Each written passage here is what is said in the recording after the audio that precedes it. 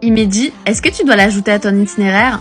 Moi c'est Flavie et je suis digital nomade au Japon et je t'amène avec moi à la découverte de ce pays avec une vidéo par jour. Imedi, c'est une ville à 1 heure d'Osaka, donc plutôt facile à faire sur une journée ou même en faisant un stop si vous revenez d'Hiroshima.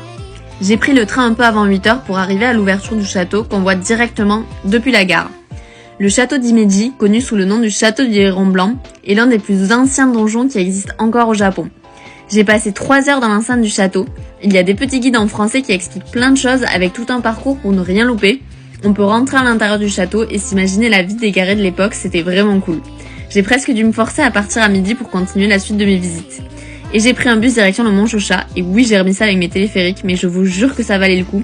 Je suis arrivée tout en haut du mont pour une balade où il y avait personne pour aller à la rencontre du temple Enji-Oji.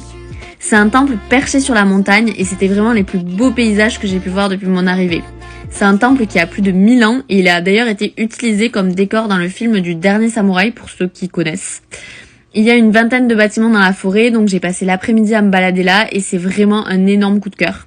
Je suis redescendue vers 16h et j'ai repris le train direction Osaka. Et mon verdict sur Imedi, pour moi, c'est vraiment un incontournable à ajouter à votre itinéraire au Japon. Ça demande maximum une journée, mais croyez-moi, ça vaut le coup, rien que pour marcher sur le Mont Shosha.